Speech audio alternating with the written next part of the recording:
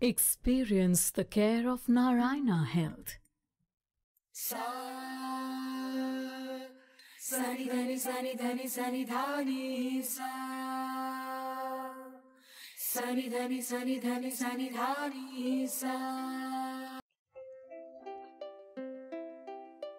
Hello दोस्तों, welcome to Narayana health initiative let's talk health episode number 17। जैसा कि हमने लास्ट 16 एपिसोड्स में आप सब लोगों के साथ मिलके अपने कुछ डॉक्टर्स के साथ आप लोगों की कुछ नॉर्मल हेल्थ क्वेरीज आंसर की, उसी सीरीज़ में आज हम आगे बढ़ते हैं। आपको याद होगा कि सेकेंड एपिसोड में हमने हमारे जो एक सीनियर कार्डियोलॉजिस्ट थे डॉक्टर हेमंत मदान, उनसे बात की थी हार्ट प्रॉब्लम्स के ऊपर। आज हम उसी में आगे फिर से एक दिल के ऊपर बात करेंगे, दिल की चर्चा। और आज उसी दिल के बारे में कुछ और बात करने के लिए हमारे साथ जुड़े हैं डॉक्टर निखिल चौधरी, जो एक senior consultant cardiology and clinical lead heart failure हैं Narayana multi speciality hospital Jaipur के। Doctor Nikhil, welcome to the show let's talk health. Thank you very much for joining us. इससे पहले कि हम आज का प्रोग्राम शुरू करें, अपने बारे में कुछ आप बताइए पहले। नमस्कार सभी दर्शकों को, मेरा नमस्कार।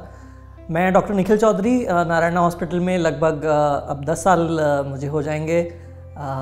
मैं एक कार्डियोलॉजिस्ट हूँ। मैंने अपनी कार्डियोलॉजी की ट्रेनिंग डीएम पीजीआई चंडीगढ़ से करी, और उससे पहले मैं दिल्ली में मौलाना आज़ाद मेडिकल कॉलेज से मैंने एमबीबीएस और एमडी करी। Specially latest techniques in cardiology में मेरा ख़ास रुझान है, और इसी में जो भी इंफॉर्मेशन शेयर करना है, specially everyone should be aware of what is happening in this field because it is changing so rapidly. So that is one of my concerns that everyone should get to know about this. Thank you so much. और दोस्तों, आज हम heart failure and heart transplant के ऊपर थोड़ी सी बातचीत करेंगे doctor साहब से। 5 सवाल डॉक्टर साहब से पूछते हैं। सो डॉक्टर साहब, हमने जनरली जो बात होती है सोसाइटी में, वो हार्ट अटैक की बात बहुत ज़्यादा होती है, लेकिन अब धीरे धीरे हार्ट फेलियर के ऊपर भी कई लोगों ने बातें करनी शुरू कर दी। हमने कहा डिस्कशन शुरू हो गए। तो सबसे पहले मैं आपसे ये रिक्वेस्ट करूंगा कि आप हार्ट फेलियर और हार्ट अटैक में क्या डिफरेंस है, और हार्ट फेलियर का मतलब क्या होता है, इसके बारे में थोड़ा बताइए। हार्ट फेलियर का बेसिक मतलब यही है कि जो आपका हार्ट है ये कमज़ोर हो गया है। तो या तो ये ब्लड, जो हार्ट ब्लड फेंकता है, वो पूरा ब्लड फेंक नहीं पा रहा है। इसका दूसरा एक पैटर्न ऐसा होता है जिसके अंदर हार्ट के अंदर ब्लड की फिलिंग इम्पेयर हो जाती है। तो ये बहुत कम लोग जानते हैं कि हार्ट फेलियर के 2 प्रकार होते हैं। पहले के अंदर हार्ट की जो पंपिंग कैपेसिटी है वो कमज़ोर होती है, जिसको हम सिस्टोलिक हार्ट फेलियर बोलते हैं। तो नॉर्मल हार्ट जो है उसकी पंपिंग कैपेसिटी 60% है, यानी अगर उसके अंदर 100 ml ब्लड आता है तो वो 60 ml ब्लड को फेंक देता है, बॉडी के अंदर पहुँचा देता है। बट सिस्टोलिक हार्ट फेलियर में हार्ट की मांसपेशियाँ कमज़ोर हो जाती है। So the ejection fraction decreases from 60% to से 40% और 30% और 20%। सो वो 100 ml में से 30 ml ही फेंक पा रहा है। The second pattern is diastolic heart failure, which is equally important and equally prevalent. यानी अगर 50 लोग पेशेंट में सिस्टोलिक हार्ट फेलियर के देख रहा हूँ तो 50 डायस्टोलिक हार्ट फेलियर के देखता हूँ। इसमें क्या होता है कि जो हार्ट की मांसपेशियाँ हैं वो स्टिफ हो जाती हैं, they become stiff. So what the heart basically क्या होता है, हार्ट के अंदर ब्लड आता है, हार्ट एक्सपैंड होता है, ब्लड को लेता है, और फिर वो हार्ट उस ब्लड को स्क्वीज़ करके अपनी बॉडी में फेंकता है। But because of various mechanisms ये हार्ट की मांसपेशियाँ स्टिफ हो जाती है, इसके अंदर ब्लड एंटर नहीं कर पाता, और ब्लड जब घुसता नहीं है तो फिर ये जो ब्लड है कहाँ जाएगा, ये हमारे लंग्स की तरफ जाता है और कंजेशन करता है। सो इट इज़ जो सिम्टम्स होते हैं हार्ट के सेम होते हैं compare to systolic heart failure, but and this is actually even more dangerous because this is not picked up so commonly. So these are the 2 basic types of heart failure. Coming to heart attack and heart failure, heart attack का मतलब basically हम साधारण भाषा में generally layman को यही समझाते हैं कि आपको हार्ट अटैक आ गया। हार्ट अटैक का मतलब कि जो दिल की नसें हैं जो हार्ट को ब्लड पहुंचा रही है, द कॉर्नरी आर्टरीज, उसके अंदर कुछ ना कुछ ब्लॉकेज आ गया, या वो ब्लॉकेज अचानक से बढ़ गया, जिससे कि पेशेंट को हार्ट अटैक के सिम्टम्स आने लग गए। So heart attack in scientific terms we call it as a myocardial infarction, which means there is a sudden impairment of the blood circulation to the heart. So that is heart attack. One of the late consequences of a heart attack is heart failure, क्योंकि heart को जब blood नहीं मिलता blockage की वजह से, तो फिर हार्ट कमज़ोर हो जाता है। And that can cause heart failure. So क्या ये मानना सही होगा कि हार्ट फेलियर हार्ट की मांसपेशियाँ या हार्ट की मसल से रिलेटेड है, या वो कमज़ोर पड़ जाती हैं या वो स्टिफ हो जाती हैं, वो उससे फिर आप हार्ट फेलियर की तरफ उसकी तरफ जाते हैं? डेफिनेटली। ठीक है। सो डॉक्टर साहब हम आगे बढ़ते हैं। सबसे पहले तो दवाइयों से क्या इसका इलाज हो सकता है, इसके बारे में थोड़ा बताइए। और क्या ऐसी चीज़ है या क्या ऐसी कंडीशन आप समझते हैं जब आप समझते हैं कि अब दवाइयों से इलाज नहीं हो सकता, फिर आगे कौन सी इंटरवेंशंस आप करते हैं जब हार्ट फेलियर में एक मरीज आता है आपके पास में? सो हार्ट फेलियर में जो पेशेंट को तकलीफ़ होती है वो सांस की तकलीफ़ होती है कि पेशेंट जब चलता है तो उसको सांस फूलता है या लेटे रहने में सांस फूलता है। तो सबसे पहली चीज़ हम पेशेंट को ये देते हैं कि उसको डीकंजेस्ट करें, यानी उसकी लंग्स के अंदर जो फ्लूइड भर रहा है उसको कम किया जाए। सो डीकंजेशन में वी गिव डायूरेटिक्स। डायूरेटिक्स जो होते हैं हार्ट पे प्रेशर को कम करते हैं, उससे पेशेंट का वेट कम होता है और he is able to breathe properly, but that does not decrease his long term outcomes, mortality नहीं कम होती। सो कुछ 4 क्लासेस ऑफ ड्रग्स हैं जिससे कि हम ऐसे पेशेंट्स की लाइफ को बढ़ाते हैं। तो आजकल हम देखेंगे तो even 7 year survival has improve to 50%, यानी जो आदमी पहले 3 साल जीता था वो अब 7 साल जी रहा है, 10 साल जी रहा है। तो these are 4 classes of drugs which have dramatically improved survival. First is beta blockers. Beta blockers कुछ ऐसी ड्रग्स होती हैं जो हार्ट की कॉन्ट्रैक्टिलिटी को थोड़ा कम करती हैं, हार्ट बीट को कम करती हैं, हार्ट पे प्रेशर कम करती हैं। Second class of drugs is ARNI therapy. ARNI therapy is actually revolutionized heart failure treatment, and now I think the awareness is so much that those who need this therapy, earlier it used to be costly, but now the cost has also come down. So ARNI therapy is basically ARNI therapy or ACE inhibitors. So these are drugs which actually improve the cardiac remodeling. जो दिल की मांसपेशियाँ होती हैं, जैसे मैंने बताया, कमज़ोर होती हैं या स्टिफ हो जाती हैं, तो इन मांसपेशियों के अंदर जो बनावट है इनकी, इसको इम्प्रूव करती है आर्नी थेरेपी। तो आर्नी जो क्लास ऑफ ड्रग्स है that is again improve. The third class of drugs is MRA। MRA is Aldactone या स्पायरोनोलेक्टोन या एप्लिरिनोन की दवाई होती है, ये भी हमारे कार्डियक फाइब्रोसिस को इम्प्रूव करती है। And the fourth class of drug, again last couple of years which they have shown improved survival, is SGLT2 inhibitors, जिसको हम एम्पाग्लिफ्लोजिन या डापाग्लिफ्लोजिन इन नाम से जानते हैं। तो एक 4 क्लासेस ऑफ ड्रग से हमारे पेशेंट्स बहुत इम्प्रूव कर गए हैं और ज़्यादातर पेशेंट्स हम इससे लगभग ठीक हो जाते हैं। But having said that there are still patients who can have complications. So there are 2 types of complications which a heart failure patient has. The first thing is he can have arrhythmias. Arrhythmias means जो heart disease हो गया या कमज़ोर हो गया, उसके अंदर जो दिल की धड़कन होती है वो बहुत अनियमित हो सकती है। So that we call it as an arrhythmia. So ऐसे पेशेंट्स में ventricular tachycardia, ventricular fibrillation, so these are 2 life threatening arrhythmias which this patient can have. So recommendation is anyone who with an ejection fraction of less than 35%, specially जिनको blockage की वजह से दिल कमज़ोर हुआ है, इनके अंदर ICD therapy. ICD is a cardiac defibrillator device, एक पेसमेकर की तरह होता है जो हार्ट के पास हम फिक्स कर देते हैं, उसके एक वायर होता है जो हार्ट में जाता है। It continuously monitors the heart rhythm and suppose the patient has a VT even at home, this device can shock him and save his life. So it is very important for preventing sudden cardiac death, जो आजकल हम सुनते हैं अचानक किसी की death हो गई। Second device is a CRT device. CRT basically what happens is heart failure में जो मांसपेशियाँ हैं किसी पेशेंट के अंदर वो सिंक्रोनस नहीं होती। नॉर्मल हार्ट अगर सिंक्रोनसली पंप कर रहा है तो जो मांसपेशियाँ हैं वो एसिंक्रोनसली पंप कर रही हैं।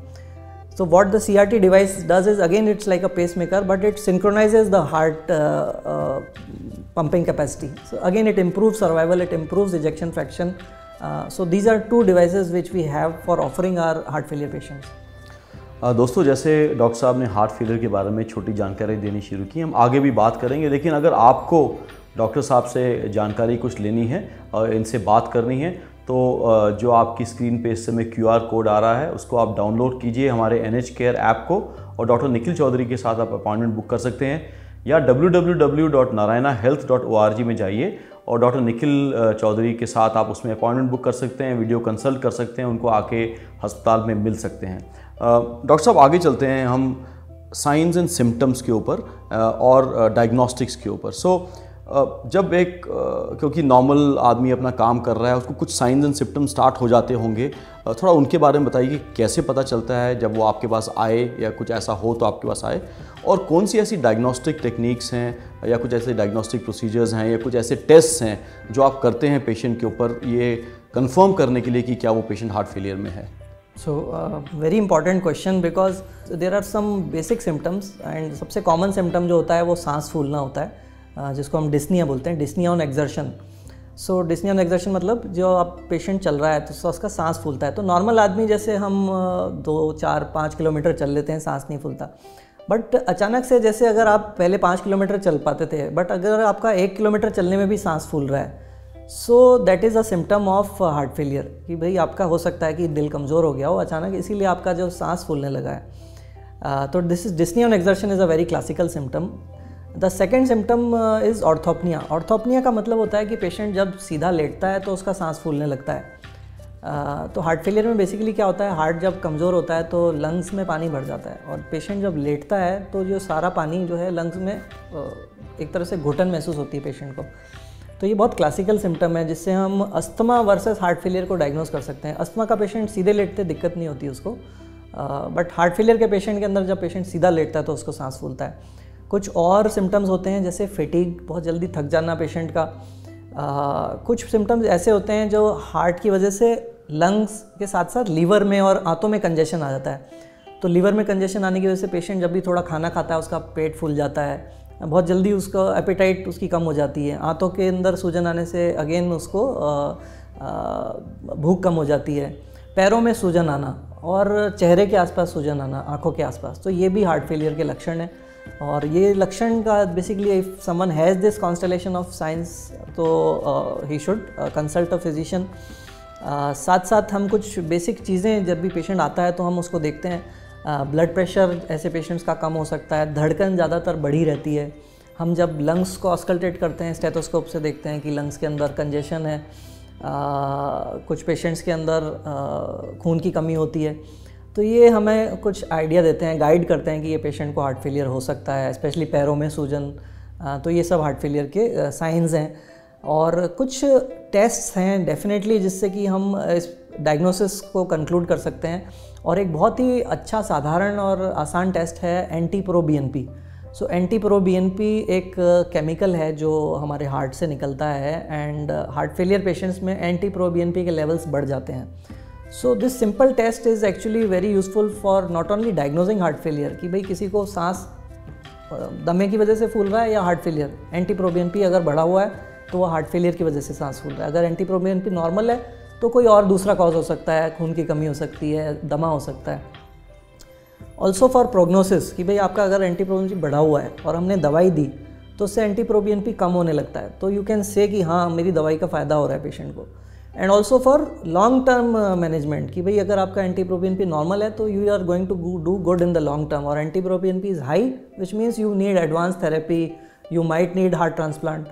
So these are some basic. You spoke about echo also, जो आपने ये AEF की बात की, उसके बारे में ज़रा बताएंगे, echo कैसे क्या करते हैं उसमें? Definitely. So echocardiography is basically a sonography of the heart. एक दिल की एक तरह से सोनोग्राफी स्कैन है। दिल जो है हमारा एक बहुत कॉम्प्लेक्स ऑर्गन है और उसमें कई तरह की बीमारियां होती है, और हार्ट फेलियर भी कई वजह से हो सकता है। तो जो सबसे कॉमन वजह है वो है हार्ट की मांसपेशियों कमज़ोर होना, जो ब्लॉकेज की वजह से होती हैं, जिसको हम इस्कीमिक कार्डियोमायोपैथी बोलते हैं। कुछ और जो कॉमन वजह हैं उनमें वॉल्व की प्रॉब्लम्स होती हैं, किसी के वॉल्व लीक करते हैं या वॉल्व सिकुड़ जाते हैं जिससे हार्ट कमज़ोर हो जाता है। सो इकोकार्डियोग्राफी एक ऐसा टेस्ट है जिससे न तो हम दिल की मांसपेशियां देख लेते हैं, इजेक्शन फ्रैक्शन कैलकुलेट कर लेते हैं, but we can look at other structures like the valve, कि वॉल्व कैसे हैं, दिल की झिल्ली कैसी है, दिल की झिल्ली के अंदर कोई खराबी तो नहीं है, ब्लॉकेज अगर हुआ है, किसी को अटैक हुआ है तो वो किस हिस्से में हुआ है, और कोई हिस्से में अगर ज़्यादा ब्लॉकेज का हमें संभावना है तो शायद इस पेशेंट को एंजियोग्राफी की आवश्यकता है। So echo gives us a final accurate diagnosis of the heart failure patient. Thank you so much doctor साहब। अब थोड़ा हार्ट ट्रांसप्लांट की तरफ चलते हैं। मैं आपसे एक छोटे से जर्नी आपसे रिक्वेस्ट करूंगा कि आप बताएं कि एक पेशेंट जब उसको ये सिम्टम्स आने शुरू हुए और आप तक आया, मतलब आपने डायग्नोस किया, वहाँ से लेके दवाइयाँ दी, फिर कुछ और किया, फिर कौन सी ऐसी स्टेज होती है जब उसको हार्ट ट्रांसप्लांट ज़रूरी करना पड़ता है? उस जर्नी के बारे में ज़रा प्लीज़ बताइए, ताकि दर्शकों को पता चले कि किस स्टेज पे क्या उनके साथ होगा अगर लेटर से उनको हार्ट फेलियर में वो जाते हैं तो। हार्ट फेलियर के लिए जैसे मैंने बताया, आजकल मेडिसिन से काफ़ी इम्प्रूवमेंट हो गया है, डिवाइसेस से काफ़ी इम्प्रूवमेंट हो गया है, बट कुछ पेशेंट्स ऐसे होते हैं जो despite optimal medical therapy, so this thing is very important, OMT is optimal medical therapy. Optimal medical therapy मतलब जो 4 classes of drugs, these are called the pillars of heart failure therapy now. So ये 4 स्तंभ हैं जिससे कि heart failure patient लंबे time तक अच्छा खड़ा रह सकता है अपने पैरों पे। सो दीज 4 पिलर्स, अगर इन चारों दवाइयाँ हमने दे दी पेशेंट को और चारों मैक्सिमम टॉलरेटेड डोज में दे दी, डोज भी देनी ज़रूरी है, ऐसा नहीं कि कम डोज में ज़्यादा फ़ायदा नहीं करेंगी, मैक्सिमम टॉलरेटेड डोज में देते हैं, और इनके बावजूद भी ये patients they continue to deteriorate, इनमें सिम्टम्स या लक्षण आते रहते हैं, NT-proBNP लेवल बढ़ा रहता है, डिवाइस थेरेपी भी कर दी हमने, डिवाइस के बाद भी ये पेशेंट्स इम्प्रूव नहीं करते, so then they become candidates for a heart transplant. So first thing is we look for any reversible causes कि भाई हार्ट कमज़ोर क्यों हुआ। तो रिवर्सिबल कॉजेज़ मतलब कि कोई ऐसे कारण जिसको हम ठीक कर सकें तो शायद हार्ट फेलियर ख़त्म हो जाए। तो हम ऐसे पेशेंट्स में पहले एंजियोग्राफी करते हैं, एंजियोग्राफी करके देखते हैं कि कोई ब्लॉकेज तो नहीं है, कोई ब्लॉकेज ऐसा हो जिसके अंदर हम स्टेंट डालें या बाईपास हो जाए तो ये पेशेंट के हार्ट फेलियर इम्प्रूव हो जाए। दूसरी चीज़ होती है वॉल्व, किसी का वॉल्व सिकुड़ा हुआ है और अपन ने वॉल्व को रिप्लेस कर दिया या उसकी बलूनिंग या टावी ऑपरेशन कर दिया, ऐसे पेशेंट्स भी इम्प्रूव हो जाते हैं। So first thing is look for reversible causes. If the EF improves, ejection fraction improve हो जाता है, well and good, but still if you have taken out all the causes, सारी दवाई दे दी है and these patients still don't do well, then we enrol this patient for a heart transplant. Heart transplant आजकल मैं समझता हूँ आज की दुनिया में अमेरिका के अंदर हर साल 5000 के करीब हार्ट ट्रांसप्लांट हो रहे हैं, एंड इंडिया में I think we might be doing around 100, which is not bad, but there is a lot of scope. So first thing is the patient needs to be aware कि this is a very successful therapy. 10-year survival of heart transplant is more than 50%. So जहाँ पे हम 5 साल में 50% की बात कर रहे थे, वहाँ हम 10 साल में 50%. So the right candidate has to be chosen and these patients do very well. Heart transplant में हम पहले एक कैथ स्टडी करते हैं। कैथ स्टडी यानी एक तरह की एंजियोग्राफी है, उसमें हम देखते हैं हार्ट के प्रेशर्स कैसे हैं, कुछ और पैरामीटर्स होते हैं कि पेशेंट की ऑक्सीजन कैपेसिटी कितनी है, उसके बाकी ऑर्गन्स कैसे हैं, कोई दूसरे ऑर्गन में कोई प्रॉब्लम तो नहीं है, सिर्फ हार्ट ही एक प्रॉब्लम है, तो that can be tackled very well. And then we have, especially in Rajasthan, we have a Rajasthan network for organ sharing. Every state has that. So if the patient is the right candidate, we enroll him in this program, and accordingly whenever there is a donor, so which means there is a brain dead patient who is otherwise his heart is healthy, so we call this patient, and then of course the surgeon does the transplant, and majority of the at least 1 year survival is more than 90%. मुझे खाली छोटी सी एक जानकारी हो doctor साहब, ये LVAD मैंने नाम सुना है, उसके बारे में कुछ बताएंगे? ये ट्रांसप्लांट के पहले मैंने सुना है कई पेशेंट्स LVAD लगा के जीते हैं, then they move towards transplant, so LVAD के बारे में कुछ बताएंगे? So LVAD is another technique. It is a technology which is helping our heart failure patients, and LVAD basically is a left ventricular assist device. So heart के 2 chamber होते हैं, left ventricle and right ventricle, जो पूरी body में blood पहुंचाते हैं। So the left ventricle is the main chamber of the heart जो पूरी बॉडी में ब्लड देता है। अब जब लेफ्ट वेंट्रिकल आपका फेल हो जाता है या फेलिंग है, it is not pumping effectively, so some of these patients can become really sick, यानी वो हॉस्पिटल आ गए, एडमिट हो गए, ICU में हैं, और हम देख रहे हैं कि ICU में कई दवाइयों के बावजूद उनका ब्लड प्रेशर कम हो रहा है, इम्प्रूव नहीं हो रहे, लंग्स के अंदर ऑक्सीजन नहीं पहुंच रहा, लंग्स में पानी भर रहा है। सो LVAD it is basically N advanced heart failure device, जिससे कि it helps us in improving the cardiac output. Cardiac output का मतलब हार्ट 1 मिनट में कितना ब्लड फेंक पा रहा है। सो नॉर्मल कार्डियक आउटपुट, जैसे एक नॉर्मल स्वस्थ हृदय होता है, वो 3.5 से 4.5 लीटर 1 मिनट के अंदर ब्लड फेंकता है, बट हार्ट फेलियर पेशेंट्स के अंदर ये 2 लीटर से भी कम हो जाता है। तो LVAD एक असिस्ट डिवाइस होता है, कई तरह के LVAD होते हैं। इम्पेला एक डिवाइस होता है जो हम आजकल कैथ लैब में यूज़ कर रहे हैं, जो अक्यूट शॉर्ट टर्म थेरेपी के लिए अच्छा है। एक IABP करके इंट्रायोटिक बलून पंप डिवाइस है, again these are good for 7 days, but some of our patients need a long term assist device. Tandem heart is a device which is used in India. So tandem heart के अंदर 2-3 महीने तक भी patients को हम heart को assist करते हैं जब तक वो पेशेंट को कोई एडिशनल डोनर हार्ट नहीं मिल जाता. So it is a bridge to transplant और ब्रिज टू रिकवरी और a bridge to till the patient becomes better. So these LVAD are helping a lot. Doctor साहब, ये प्रोग्राम हमने जब शुरू किया था, हमने एक तो नॉलेज के लिए और प्रिवेंशन के लिए शुरू किया था, ताकि हम चाहते हैं कि लोग हेल्दी रहें, हॉस्पिटल्स तक आए ना. I mean healthy nation, healthy individual gives a healthy nation and healthy society. So हम अब प्रिवेंशन के ऊपर थोड़ी बात करेंगे. तो मुझे बताइए कि कौन सी ऐसी प्रिकॉशंस हैं जो नॉर्मल ह्यूमन बींग्स को लेनी चाहिए लाइफस्टाइल के ऊपर. और पहली बात तो वो लेकिन खुदा ना खास्ता somebody has a heart failure issue, उनको क्या ऐसी लाइफस्टाइल चेंजेस या कुछ ऐसी प्रिकॉशंस लेनी चाहिए जो, एंड कुछ रूटीन हेल्थ चेकअप्स जो रेगुलर बेसिस पे लोग कराते रहें, इनके बारे में ज़रा बताइए. यह हमारा आखिरी क्वेश्चन है और ये एक बहुत इंपॉर्टेंट क्वेश्चन है. या so definitely, and this is very important because India is a country, हम 130 करोड़ की जनसंख्या है और हम देख रहे हैं कि इतनी बड़ी तादाद में, आई थिंक जो आगे हॉस्पिटल्स में CCU की जिस तरीके के पेशेंट्स देखता हूँ कि जो 5 साल पहले पेशेंट्स थे, और अब हार्ट फेलियर के अंदर बहुत ज़्यादा पेशेंट्स एडमिट हो रहे हैं. एंड जब भी पेशेंट हार्ट फेलियर से एडमिट होता है तो उसकी जो लाइफ है वो इट बिकम्स कहीं ना कहीं वो लाइफ इफ़ेक्ट होती है, फाइनेंशियल बर्डन पड़ता है. तो prevention is very important. And prevention की मैं बात करूं तो सबसे पहले हमें जानना है कि क्या कौन से ऐसे पेशेंट्स हैं जिनको आगे हार्ट फेलियर होने वाला है.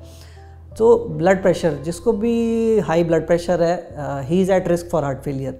Second thing is diabetes. India, we know it is the diabetes capital of the world, and these diabetic patients are prone not only just for heart attacks but also for heart failure. So diabetic cardiomyopathy is a known entity जिसमें heart कमज़ोर हो जाता है. So diabetes again. These third thing is obesity. मोटापा जो है वो भी बहुत बड़ा एक रिस्क फैक्टर है. So I think general health checkup is one thing which is going to help a lot in decreasing the burden of heart failure. So general health checkup में normally क्या किया जाता है, आप फिजिशियन के पास जाते हैं, ब्लड प्रेशर, शुगर, कोलेस्ट्रॉल, आपका BMI देखा जाता है, आपका वेट कैसा है, एंड अकॉर्डिंगली अगर किसी भी में प्रॉब्लम है तो you take treatment for that, and that only. लोग समझते हैं कि मैं ये दवाई ले रहा हूँ, मुझे ज़िंदगी भर लेनी पड़ेगी, बट आप ये समझिए कि ये ज़िंदगी आपकी लॉन्ग करने वाली है. ये दवाई आपकी ज़िंदगी को बेहतर कर रखने वाली है, क्योंकि बीमार कोई नहीं होना चाहता. तो इसीलिए नियमित स्वास्थ्य जांच जो है मैं रिकमेंड कर रहा हूँ कि हर 30 साल के बाद, after someone has touched cross 30 years of age, he should get at least 2 साल में एक बार उसका स्वास्थ्य जांच करा लेनी चाहिए. And anyone who is more than 40, I think annual health checkup is must. न सिर्फ आपकी स्वास्थ्य के लिए बल्कि आपकी फैमिली के वेलबींग के लिए, because in the end what you want to be is close to your loved ones for and stay as healthy as possible. Doctor साहब, आपने एक बहुत ही इंपॉर्टेंट टॉपिक पे आज हम सब लोगों से बातचीत की. हमारे जितने भी सुनने वाले हैं उनको आपने हार्ट फेलियर के बारे में, दवाइयों के बारे में, फिर प्रोसीजर्स के बारे में, इंटरवेंशंस के बारे में, डायग्नोस्टिक के बारे में, आपने हार्ट ट्रांसप्लांट की आपने बात की. हमसे आज बात करने के लिए बहुत बहुत शुक्रिया. Thank you so much. क्योंकि ये सब बातें जनरली कई लोग पूछ नहीं पाते हैं, ये जाती नहीं है लोगों पे. This information is going to be very very useful. दोस्तों, फिर आज डॉक्टर निखिल चौधरी ने जो हमारे से बातें की, इनको आप प्लीज़ जितने लोग आप इनसे शेयर कर सकते हैं उनसे शेयर कीजिए. कोई ऐसे नोन टू हैं जिनको आपको लगता है उनको हार्ट फेलियर या हार्ट की प्रॉब्लम हो रही है, उनको बोलिए इस वीडियो को देखने के लिए.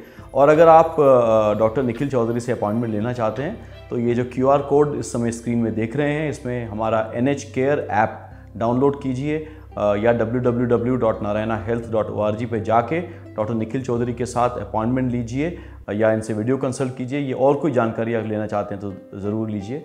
मेरी बस ये रिक्वेस्ट है आपसे कि इन प्रोग्राम्स को, आज हम ऑलमोस्ट 17 एपिसोड्स हम शूट कर चुके हैं, इनको देखिए. कोई दिमाग में बातें आती हैं तो कमेंट सेक्शन में जाके कमेंट कीजिए, लोगों के साथ शेयर कीजिए और हमारे साथ जुड़े रहिए एक बेहतर हेल्थ की तरफ. और एक बेहतर कंट्री तभी बन सकती है जब हम सब इंडिविजुअल्स की हेल्थ बेटर होगी.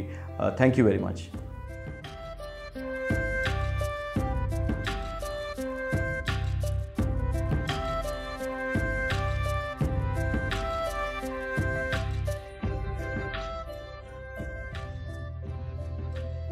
Experience the care of Narayana Health.